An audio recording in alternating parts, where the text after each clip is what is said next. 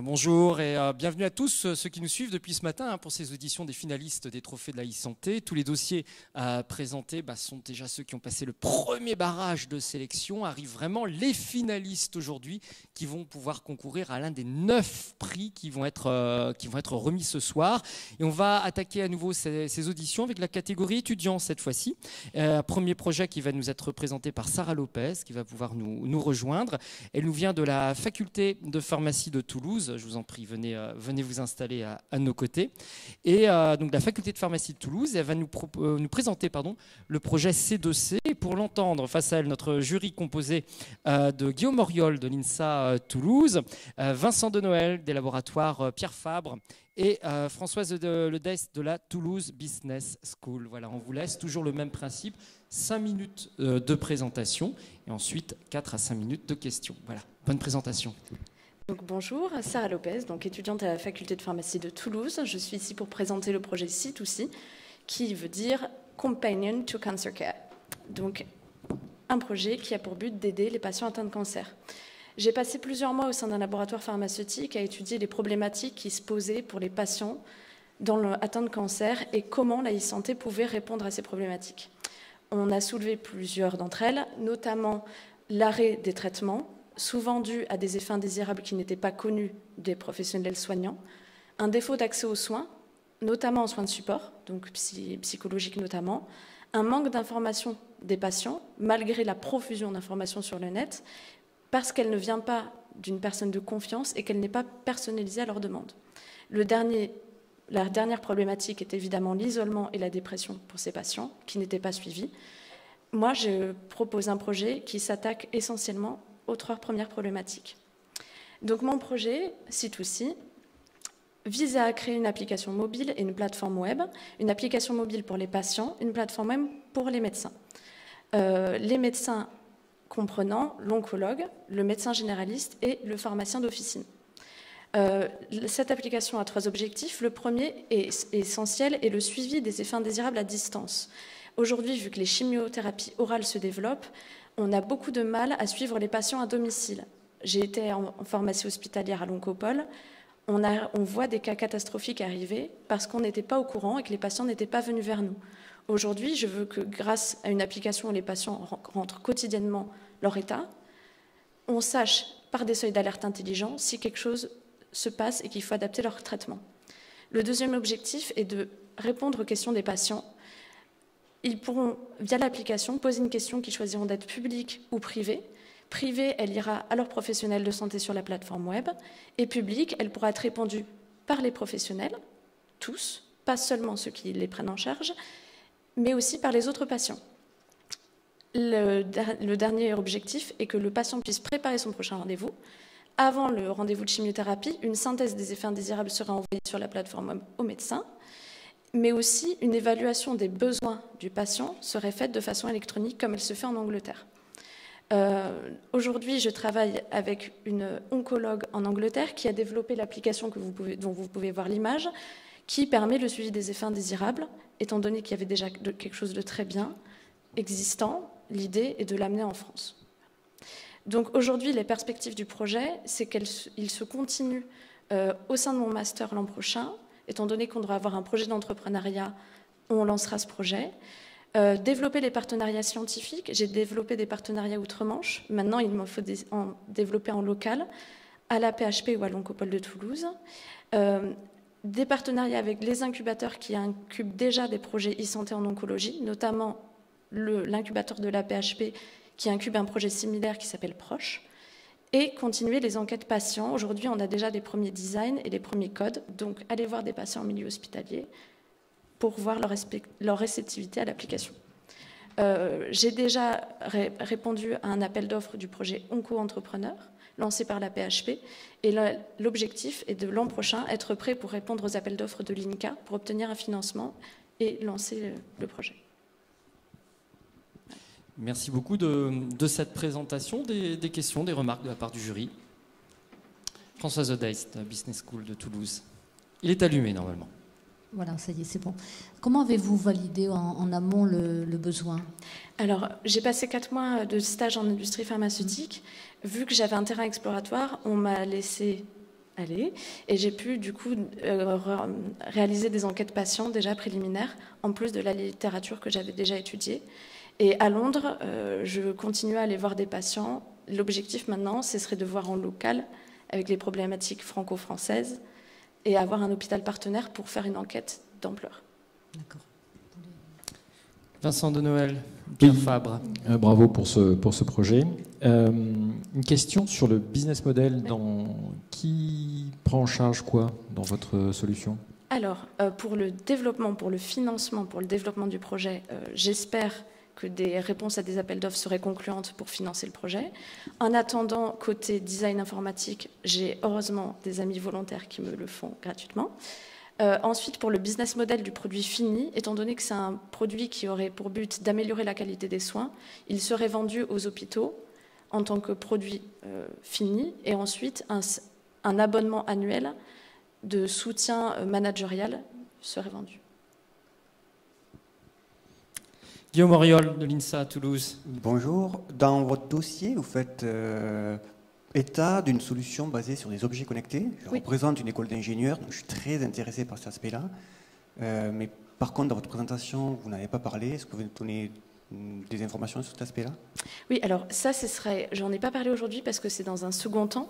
J'en ai parlé avec donc mes amis informaticiens. Ce sera tellement dur techniquement que pour l'instant, on va fonctionner sur une application qui fonctionne que sur des données entrées manuellement. Mais l'objectif, c'est qu'ensuite, quand les objets connectés seront bien développés, certaines données telles que la température et le mouvement des patients soient entrées manuellement, enfin soient entrées automatiquement dans l'application et qu'on n'ait plus besoin de les rentrer manuellement. Vincent de Noël, une autre question? J'avais une autre question, mais vous avez répondu, c'était sur la partie technique. Hein, c'était donc pour l'instant, ça repose essentiellement sur des amis volontaires, c'est ça, j'ai bien compris. Oui, alors des amis volontaires, et j'aimerais travailler avec la junior entreprise de l'école ISIS, qui fonctionne avec des étudiants et qui mène des projets à moindre coût, et j'espère y trouver des volontaires pour travailler sur ce projet aussi. L'école ISIS, École des ingénieurs en système d'informatique de santé, qui nous héberge aujourd'hui à cette université de la e-santé qui est située donc à Castres. D'autres questions, d'autres remarques de la part du jury? Non, tout est clair. Mais écoutez, merci beaucoup de cette présentation qu'on peut applaudir. Présentation de projets étudiants qui se lancent avec courage dans le cadre de leurs études, dans des projets de la e-santé. Je rappelle que vous pouvez voter. Il y a beaucoup de votes qui arrivent depuis ce matin et que le meilleur projet aura le prix des internautes demain soir. Projet suivant de la faculté de pharmacie de Toulouse, on va passer à celle de Nancy et va nous rejoindre Anthony Montémont pour nous présenter un projet sur le pharmacien de garde. Voilà, on vous laisse la parole pour 5 minutes. Donc, bonjour à tous, merci d'avoir sélectionné ce projet, mesdames, messieurs les membres du jury. Anthony, donc jeune docteur en pharmacie depuis bientôt 2 jours. Ce projet Ce projet a fait l'objet de ma thèse, donc, que j'ai récemment soutenue. Thèse intitulée Le pharmacien de garde, création d'une chaîne YouTube de conseils pharmaceutiques. Je vais commencer par vous donner quelques chiffres qui ont a priori rien à voir ensemble, mais qui vont permettre de mieux comprendre les enjeux de la chaîne YouTube. Donc tout d'abord, Google a récemment déclaré qu'une requête sur 20 dans son moteur de recherche concernait une information de santé. 49% des Français ont déclaré avoir déjà recherché une information de santé sur Internet. Autre domaine concernant l'observance, 60% des patients atteints d'une maladie chronique ont une mauvaise observance vis-à-vis de leur traitement. L'asthme, seulement 13% des patients sont observants avec leur traitement. Autre chiffre, YouTube est le quatrième site le plus consulté en France et aussi le 2e moteur de recherche le plus utilisé en France. Donc c'est une plateforme à ne pas négliger.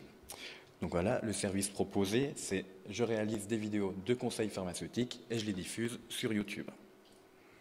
Les enjeux sont donc de répondre aux nouveaux besoins du public en matière d'information en santé, essayer d'améliorer l'observance des patients vis-à-vis de leur traitement et par extension éviter certaines complications.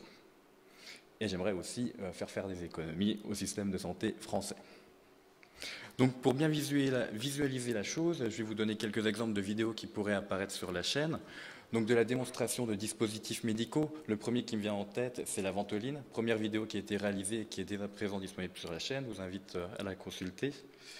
Autre exemple de vidéo, l'explication par exemple des différentes méthodes de contraception, 10 conseils pour cueillir ses champignons, comprendre son analyse de sang, comment trouver une pharmacie de garde, faire des tests d'applications mobiles liées à la e-santé, ou encore donner des conseils sur comment se réhydrater pendant une période de canicule.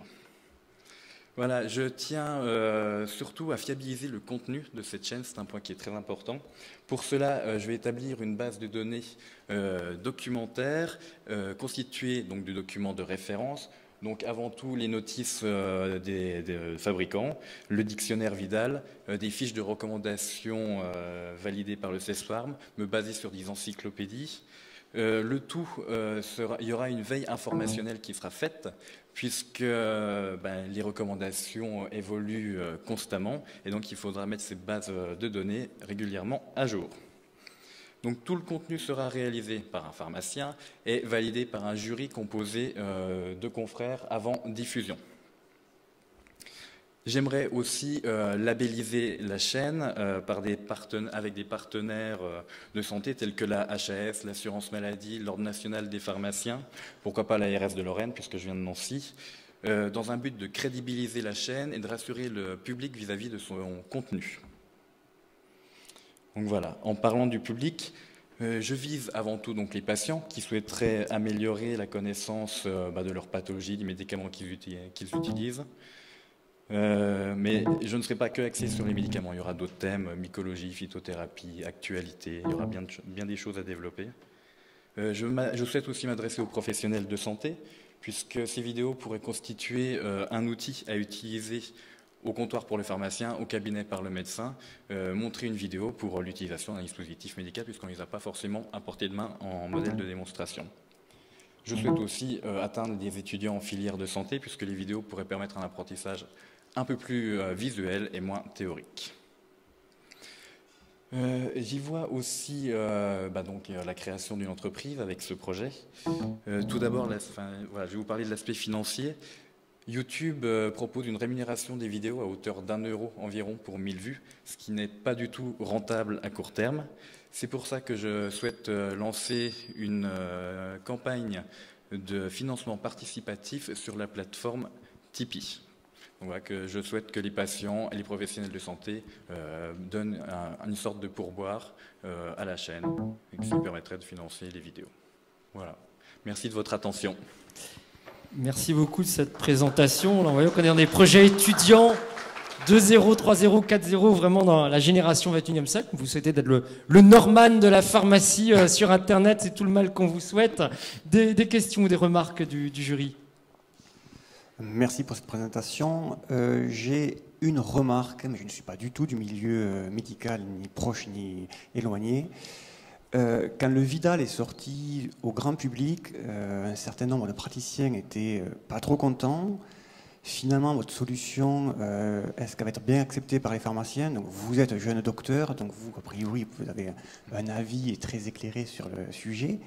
Mais est-ce que vous êtes sûr que ça va être le cas de tous vos confrères et consoeurs? Je l'espère, il y a beaucoup de choses qui me prêtent à polémique dans le monde de la pharmacie.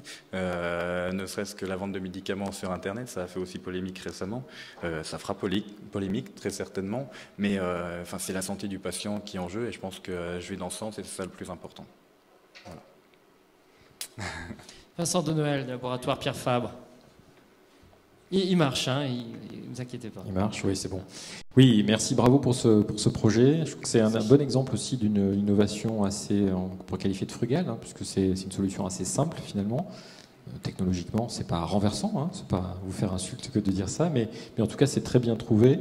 Je rejoins un peu Guillaume là, sur la question de l'acceptabilité par les professionnels de santé. Il faudra faire attention à ça. Mais vous avez prévu d'avoir un jury, notamment de vous rapprocher un petit peu de ces professionnels de santé.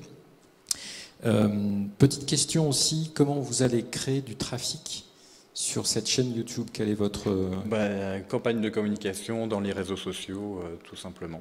tout simplement. J'espère aussi, donc, à plus long terme, faire une campagne de communication dans les pharmacies où on pourrait distribuer des petits flyers avec un QR code qui permettrait de scanner avec son téléphone et de se rendre directement sur la chaîne YouTube, laisser une affiche dans la pharmacie qu'on pourrait scanner. Voilà, à plus long terme, c'est ce que j'envisagerais, oui. Françoise Zoddaïs, oui, moi, la question aussi porte sur, comme tout à l'heure, sur le réel besoin par rapport à cette chaîne, puisqu'il existe quand même beaucoup de sites, hein, vous en avez parlé.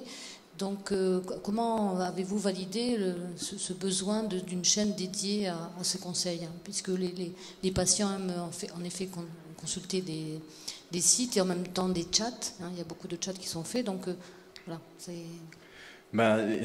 C'est assez compliqué de répondre à cette question. En fait, j'ai vu qu'il y avait des vidéos du même type qui existaient, mais de manière disparate sur YouTube, et très souvent en anglais. Et je me suis dit que ce serait bien de faire une chaîne YouTube entièrement dédiée à ça. Et j'ai vu des vidéos, je redonne le même exemple, sur l'utilisation de la ventoline, qui ont fait pas mal de vues.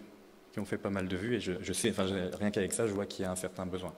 Voilà. Mais vous l'avez vu dans d'autres pays? Dans d'autres pays, même en France, il y a des vidéos qui ont fait de manière vraiment amateur et qui ont marché. Donc il y a vraiment un besoin. Ok, merci. D'autres remarques, d'autres questions? Non, toutes les explications sont claires. Mais écoutez, merci beaucoup de cette présentation, de ces projets étudiants et de ces regards d'étudiants sur le monde de la santé connectée tel qu'il s'annonce dans les prochaines années. Alors cette fois-ci, on a quelqu'un qui va nous rejoindre, qui n'est pas d'une faculté de médecine ou d'une faculté de pharmacie, qui n'est pas du monde médical à la base, et dont la présence pourrait être un peu surprenante, puisqu'il vient de l'Institut supérieur de luxe de Paris. C'est Philippe Vour qui va monter sur cette scène. Il va nous expliquer en quoi luxe et santé peuvent parfois se retrouver avec un projet qui s'appelle Le Son en Or. Tout un programme. Bon. Tout d'abord, bonjour, je m'appelle Philippe Bourges, merci de me recevoir. Donc je vais vous présenter mon projet qui s'appelle Le Son en Or. Donc c'est autour de la création et le développement d'un produit innovant qui allie à la fois élégance, efficacité et discrétion. Donc c'est un produit au service de la correction auditive. Il est à la fois l'alliance entre la tradition et la modernité, et il permet en fait d'allier la fonction à l'esthétique, à savoir par exemple pour un composant qui aurait l'attrait de composant correction auditive, vous pouvez en séparant donc les deux parties basses et en les reportant à vos oreilles, exercer directement la possibilité des fonctions audio. Donc ça a fait, excusez-moi, je reviens sur le slide d'avant. Ça a fait l'objet d'un dépôt de brevet que j'ai fait avec le cabinet Rogimbaud. Donc c'est un brevet qui a été noté AAA par l'Office européen des brevets. J'ai aujourd'hui un brevet PCT qui m'offre une protection sur 148 pays. Et j'espère donc trouver un partenaire commercial pour l'exploiter. Donc le dernier slide. Donc une palette de fonctions et de personnalisation. C'est-à-dire que le mécanisme qui intègre cet objet est protégé, mais l'aspect extérieur, lui, n'est pas défini. Ce pourquoi n'importe quelle marque qui souhaiterait s'associer à ce projet pourrait allier le visuel de sa marque à l'objet. Donc les fonctions de cet objet, alors c'est un objet qui fait office de correction, donc correction auditive, adaptée à chaque fois pour chaque patient. Et ensuite, vous avez donc un haut-parleur, un microphone et un bouton de commande. Sachant que dans les produits intra-auriculaires existants, qui peuvent se porter en collier, vous avez déjà la possibilité de récupérer des paramètres physiologiques tels que la tension, ou la fréquence cardiaque, ou bien même la tenue du corps. C'est-à-dire que vous avez un capteur à l'avant et à l'arrière qui va vous indiquer la tenue de votre colonne vertébrale. Donc, tout ça étant possible, évidemment, avec l'utilisation de smartphones, de tablettes, d'ordinateurs ou de téléviseurs connectés. Voilà. Donc, désolé pour le stress un petit peu, mais merci de m'avoir écouté. C'est un grand plaisir et j'espère que ça retiendra votre attention. Votez pour moi. Merci beaucoup pour cette présentation. assez rare dans ces sessions de télésanté. On allie effectivement le luxe, le design de luxe et la santé connectée derrière. Des questions. Vincent de Noël, du laboratoire Pierre Fabre. Oui, une question d'abord. Bonjour monsieur. Curiosité, bonjour. Bravo pour votre projet. Comment vous est venue cette idée ? Elle m'est venue en 2009. J'étais devant mon atelier, enfin mon établi. J'étais en train de travailler. J'aime me concentrer en m'isolant justement dans la musique. Et là, j'avais toujours le problème de fils qui se baladaient partout. À ce moment-là, il y avait encore sur le marché très peu de propositions d'intra-auriculaires sans fil. Maintenant, il y en a beaucoup plus. Mais là, voilà, j'avais réfléchi en fait à un moyen, dans un collier qui ne paye pas de mine, de pouvoir intégrer les fonctions écouteurs dans l'enveloppe. C'est pour ça que j'ai dû réfléchir à un mécanisme. Ensuite, j'ai fait appel à un ingénieur spécialisé dans les dépôts de brevets qui m'a recommandé de m'adresser au cabinet Rogimbaud pour déposer ce brevet. Cette demande de brevet, qui est un brevet maintenant. Françoise Deist, à Toulouse Business School. Vous évoquez effectivement bravo Bonjour, en tout cas pour votre idée. Merci madame. Vous évoquez dans ce projet le problème de cette prothèse auditive qui n'est pas acceptée par beaucoup de personnes parce qu'effectivement physiquement c'est pas très esthétique ou ça renvoie ça peut se remarquer. En tout cas à un handicap. Mais il y a aussi quand même le problème du financement aussi de ces prothèses. Donc comment ça Parce que beaucoup de personnes ne sont pas appareillées parce qu'il y a aussi un coût qui est très élevé. Alors le coût est très important. Comment vous allez résoudre cela ? Alors le coût effectivement est très important. Après moi je reste ouvert à toutes les offres qui peuvent être faites de différentes entreprises, peu importe le niveau de gamme auquel ils se situent. Le dépôt qui a été fait comporte en fait l'aspect volumétrique de l'objet. Donc dans le cadre de ma soutenance de mémoire, j'ai présenté, puisque en fait, j'avais fait l'école Boulle et ensuite j'ai passé un MBA à l'Institut supérieur de marketing du luxe. J'ai en fait le dépôt, que ça soit fait en or ou en résine, la fonction reste la même, l'effet produit également. Donc la protection est intacte. Mais là, c'est plutôt pour les femmes. Alors Donc qu'en est-il des hommes ? Alors, pour les hommes... Est-ce qu'on a droit au luxe aussi, quand on est un homme et qu'on a besoin d'être appareillé ? Bien sûr, vous avez raison de poser la question, vous y avez le droit aussi. Et justement, au niveau esthétique et visuel, l'enveloppe extérieure peut se revêtir de différents matériaux, comme par exemple pour des attributs masculins, de l'acier brossé ou du carbone, que vous pouvez disposer en fonction de l'esthétique que vous recherchez, et un homme pourrait le porter. Alors là, il est vrai que j'ai présenté sur une femme parce que c'était beaucoup plus facile pour moi de raisonner joaillerie, beauté, esthétique en le mettant tout de suite sur une femme plutôt que de passer par un homme. Donc j'ai fait ça comme ça. Alors après, je peux vous montrer une image de la pièce que j'ai présentée à mon jury lors de ma soutenance de mémoire, qui est en fait ceci, qui est en fait un produit qui est fonctionnel, qui ne comportait à ce moment-là pas de capteur physiologique, mais qui était réalisé en or, argent et platine, avec donc des éléments électroniques et sertis de 13 diamants.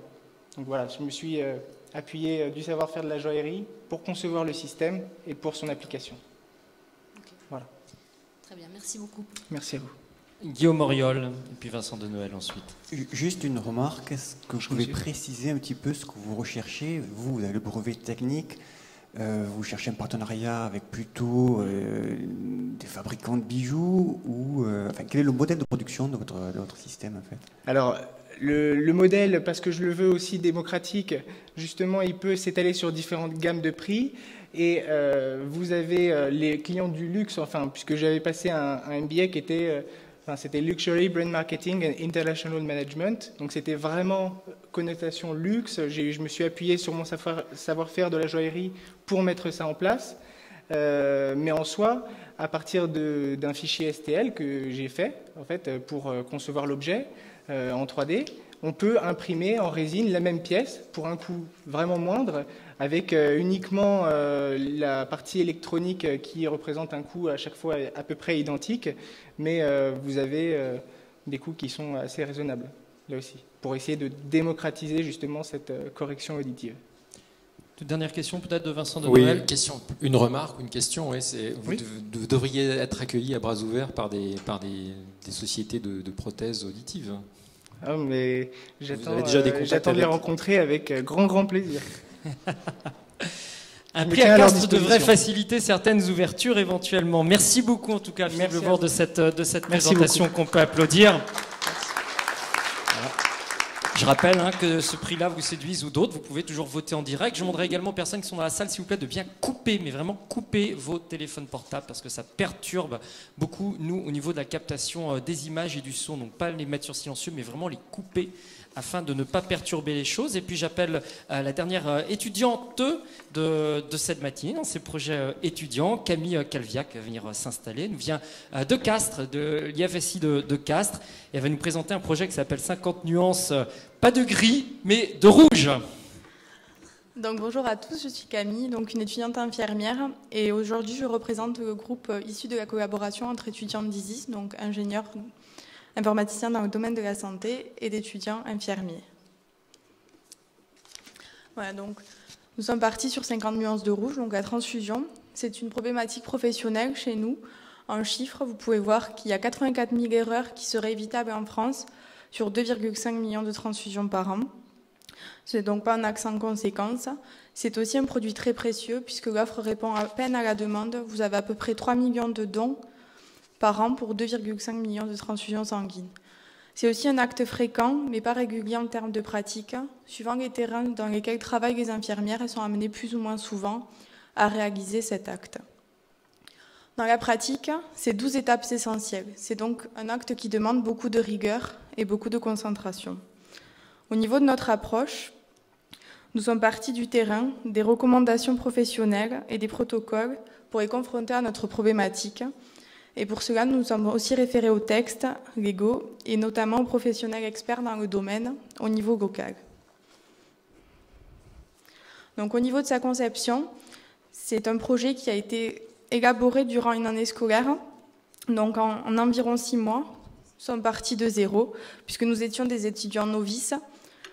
Novices au niveau des infirmiers, parce que nous n'avions aucune connaissance informatique. Et au niveau des étudiants ingénieurs, ils avaient peu de notions de programmation.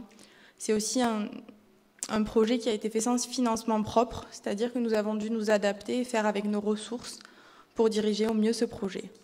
Donc, comme je vous l'ai dit précédemment, il est composé d'étudiants infirmiers et d'étudiants en première année d'école d'ingénieurs informaticiens au niveau de Castres. Et ce projet a été réalisé sous la guidance de 2 formateurs issus des 2 instituts. C'est avant tout un projet d'étudiants au service des étudiants, dans le sens où c'est un soin complexe et que c'est des étudiants qui ont des difficultés avec cet acte, qui essayent de répondre aux problèmes. Au niveau du logiciel, nous avons eu plusieurs objectifs, notamment de faire un jeu réalisé par et pour des étudiants, puisque le questionnement est assez proche et que nous avons la même vision des choses que les demandeurs du fait de notre position d'étudiant. Faire un jeu transférable aux professionnels aussi. Comme je vous l'ai dit plus tôt, suivant les terrains des professionnels, ils sont amenés à réaliser peu souvent cet acte. Et donc, du coup, c'était leur permettre d'avoir un accès rapide à une partie théorique issue de notre jeu. On voulait aussi adopter une forme et un contenu qui soit adapté à la population cible. Pour cela, nous avons voulu faire un logiciel facile d'utilisation en choisissant un point and click et que nous avons voulu rendre ludique par notamment nos graphismes qui ont été assez cartoonisés. Voilà. Et c'est un logiciel qui se veut évolutif aussi, puisque nous avons pensé à plusieurs scénarios pour éviter l'effet de déjà-vu. Voilà, donc si jamais certains sont intéressés, j'ai le logiciel en ma possession et je pourrais vous le montrer un peu plus tard.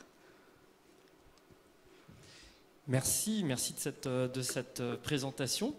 Des questions du jury pour cette dernière candidate de cette catégorie étudiant. Moi j'ai une question par rapport à l'apport réel de ce support par rapport à d'autres, parce que ces problèmes de transfusion vous sont enseignés comment actuellement ?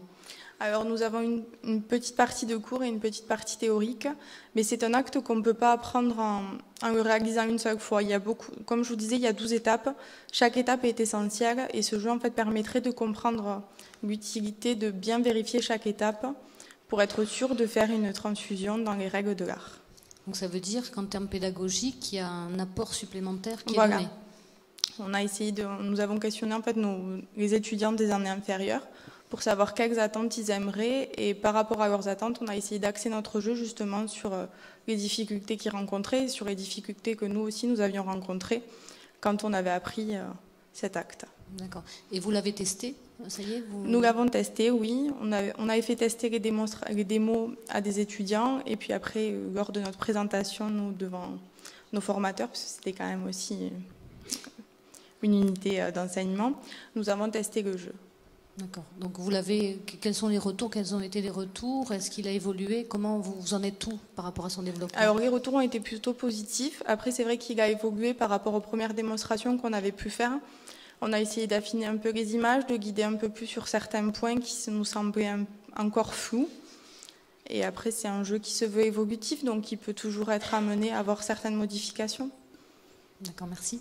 Merci. Vincent Denoël, des laboratoires Pierre Fabre. Merci, bravo pour ce projet. Moi, j'ai deux petites questions. Une question sur la jeunesse du projet. Qu'est-ce qui a fait que vous avez travaillé avec des étudiants de l'ISIS, alors que vous disiez tout à l'heure que vous ne connaissiez rien à l'informatique, ou enfin, c'était assez loin de votre...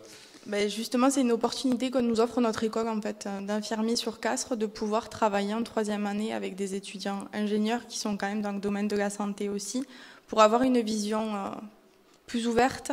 Et on est quand même dans un métier où on travaille de plus en plus sur l'informatique, donc c'est très intéressant de savoir comment sont faits les logiciels en amont que nous utilisons ensuite. D'accord. Et deuxième question, c'est quels sont les partenaires, ou quelle recherche de partenaires vous allez faire? Il va vous falloir quoi comme type de partenaire là, sur ce projet demain? Sûrement des partenaires au niveau financier pour pouvoir le développer plus tard. Ensuite, c'est vrai que la question s'est pas totalement encore posée dans le sens où on en était encore à notre projet scolaire. Mais il faudrait après pouvoir le tester dans des hôpitaux ou des cliniques et voir eux les retours qu'ils nous en font pour voir quelles modifications on pourrait faire aussi et voir après si c'est possible d'ouvrir à plusieurs écoles infirmiers, toujours dans le même objectif. Merci. Guillaume Auriol. Bonjour. Bonjour. D'abord, le titre 50 nuances de rouge. Il y a 50 questions dans le jeu ou c'est juste pour faire référence à autre chose? Et la deuxième question, je vous pose les deux comme ça pour y répondre parce qu'elles sont un peu liées. Vous parlez de logiciels évolutifs, mais est-ce que vous avez envisagé d'autres thèmes que la transfusion sanguine? Est-ce que ça pourrait être adapté assez facilement? Je suppose que oui, mais du coup ça ouvrirait beaucoup plus les possibilités du logiciel si ça touche d'autres aspects peut-être délicats de votre formation. Alors pour répondre à la première question, c'était plus pour toucher à l'actualité de cette année que parce qu'il y a 50 questions. Donc c'est vrai qu'on a essayé de trouver un nom aussi ludique parce que ça se voulait ludique aussi avant tout. Et concernant la deuxième question, je pense que ça pourrait être faisable. Après, il faudrait retravailler en amont aussi parce que c'est beaucoup de travail. Nous, quand on arrive et qu'on voit les étudiants ingénieurs, on leur amène toute notre partie théorique. Et il faut qu'on soit capable de bien leur dire, alors nous, c'est très important ça, c'est un peu moins important ça. Voilà. Mais je pense que ça serait faisable. Et on a eu 2 projets à côté aussi avec d'autres étudiants de ma promotion qui eux, ont réalisé d'autres jeux sur d'autres sujets, justement. D'autres questions, d'autres remarques? Non? Toutes les informations sont claires. Mais écoutez, merci beaucoup de cette présentation. En tout cas, un nom qui marque, bien choisi.